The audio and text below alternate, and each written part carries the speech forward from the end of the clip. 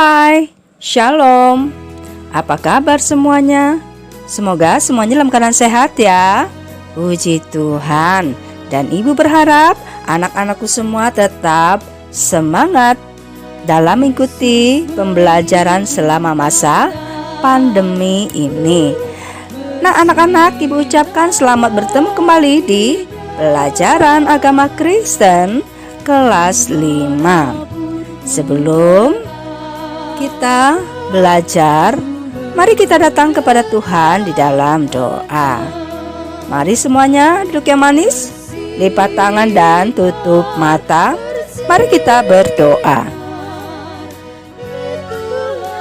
Tuhan Yesus yang baik, kembali kami naikkan syukur kepadamu atas kasih dan kebaikan Tuhan yang telah Tuhan nyatakan dalam hidup kami. Kami semuanya dalam keadaan sehat dan saat ini kami mau belajar pelajaran agama Kristen. Tuhan tolong kami semua agar kami dapat mengerti pelajaran yang akan kami pelajari. Terima kasih Tuhan Yesus. Kami sudah berdoa. Amin. Anak-anakku semuanya, hari ini kita akan belajar kembali lagi melalui tatap maya. Untuk itu, Ibu berharap anak-anak dapat menyimak materi ini dari awal sampai akhir. Baiklah, mari kita mulai pembelajaran kita hari ini. Pelajaran agama Kristen kelas 5, bab 11 yang berjudul Hidup Menurut Kehendak Allah. Nah, ini dapat kita baca di dalam Efesus 5 ayat 1 sampai 21. Nanti anak-anak dapat membacanya sendiri ya. Anak-anak, melalui firman Tuhan ini kita mengetahui bahwa melakukan sesuatu yang benar membutuhkan sebuah keberanian. Hanya orang yang berani yang dapat berbuat kebenaran. Kadang-kadang kita akan dimusuhi atau bahkan ditertawakan oleh orang lain, oleh teman atau saudara sendiri. Walaupun demikian, bukan berarti kita boleh menyerah dan ikut berbuat yang salah. Nah, meskipun kamu dihina atau bahkan dimusuhi, kamu harus tetap bisa melakukan apa yang benar. Tentu saja bukan untuk menyombongkan diri, tetapi karena Allah menghendaki orang-orang yang percaya kepada Yesus Kristus untuk hidup jujur dan benar di hadapan Allah dan manusia. Anak-anak, ketika Tuhan Yesus datang ke dunia dan memberitakan apa yang benar, Ia pun dihina, dikucilkan, dan dimusuhi orang-orang di sekitarnya. Akan tetapi, Yesus tetap menyatakan apa yang benar. Tuhan Yesus tidak mau terpengaruh untuk melakukan apa yang tidak benar. Firman Tuhan mengajarkan kepada kita bahwa orang yang telah hidup dengan cara hidup yang baru sesuai kehendak dan firman Tuhan disebut juga sebagai anak-anak terang. Nah, ini dapat kita baca di dalam Yohanes pasal 12 ayat 36 dan Efesus pasal 5 ayat 8. Menjadi anak terang juga dibutuhkan keberanian untuk tetap hidup dalam kebenaran. Nah, anak-anak, bagaimana caranya agar kita dapat menjadi anak terang yang melakukan kehendak Allah? Rasul Paulus dalam suratnya kepada jemaat di Efesus mengatakan bahwa supaya anak-anak terang tidak mudah jatuh dalam perangkap iblis dan akhirnya tidak melakukan apa yang dikehendaki Tuhan. Maka dengan demikian ada dua hal yang selalu harus kita ingat. Yang pertama, Orang percaya harus mengikuti kehendak Allah.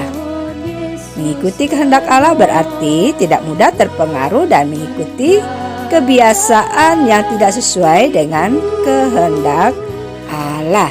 Yang kedua, kita telah dipilih Allah menjadi anak terang, berarti kita harus tetap hidup di dalam Tuhan Yesus.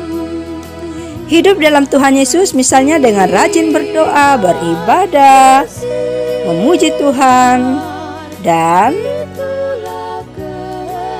patuh dan taat kepada orang tua dan sebagainya.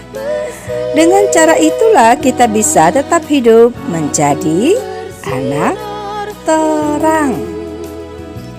Nah anak-anak, hidup manusia pada zaman sekarang ini sudah sangat tidak baik. Orang tua bahkan anak-anak tidak malu-malu lagi melakukan perbuatan yang jahat.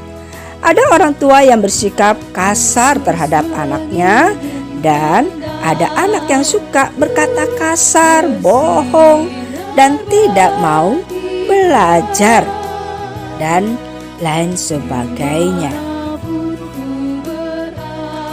Anak-anakku sekalian, sebagai anak-anak terang, kita harus memiliki sikap hidup yang dikehendaki oleh Allah. Nah, pertanyaannya, sikap hidup yang bagaimanakah yang dikehendaki oleh Allah?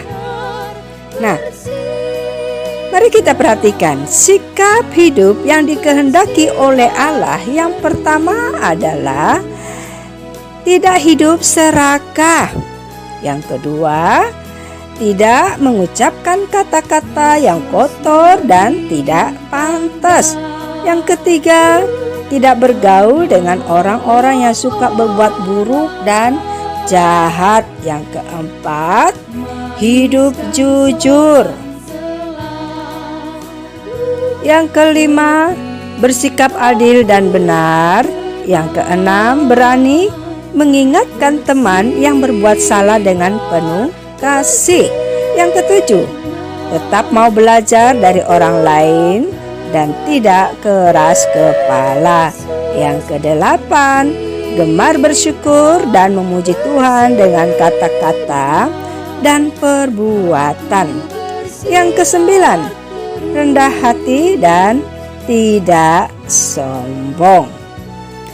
Nah anak-anak, tentu masih ada sikap-sikap hidup lain yang dikehendaki Allah. Kamu dapat menambahkannya sendiri. Anak-anakku semuanya, Ibu berharap dalam kehidupan sehari-hari kamu harus tetap melakukan kehendak Allah, baik di rumah maupun di sekolah. Memang kadang-kadang ada keadaan yang menguji kemampuan kita untuk memilih apakah tetap melakukan kehendak Allah atau melakukan hal yang tidak disukai Allah. Memang kadang sulit bagi kita untuk terus melakukan kehendak Allah, karena kita dapat saja kehilangan teman atau benda berharga. Namun Allah menyertai orang-orang yang setia melakukan perbuatan yang benar dalam hidupnya sehari-hari.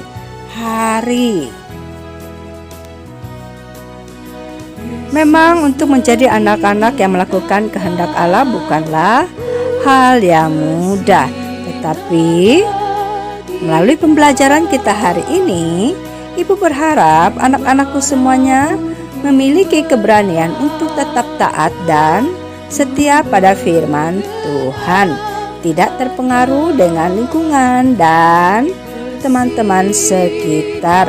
Walau mungkin akan diejek, dihina, dikucilkan atau ditinggalkan oleh mereka, tetapi Allah menyertai orang-orang setia dan melakukan perbuatan benar sesuai kehendak Allah. Amin.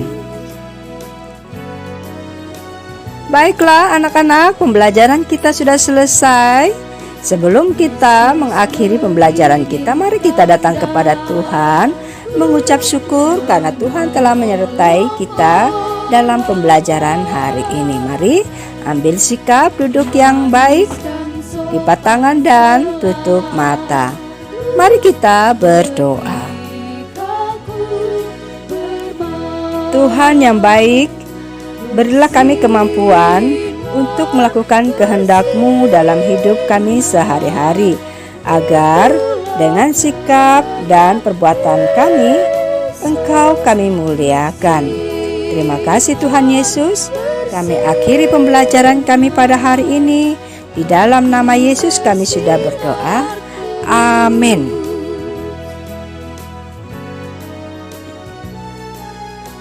Baiklah anak-anak, pelajaran kita sudah selesai. Ibu ucapkan terima kasih atas kehadiran dan perhatiannya. Dan Ibu tetap ingatkan untuk tetap menjaga kesehatan, yaitu dengan memakai masker, mencuci tangan, dan menjaga jarak.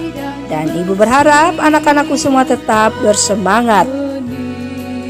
Sampai ketemu minggu depan. Tuhan Yesus memberkati. Shalom.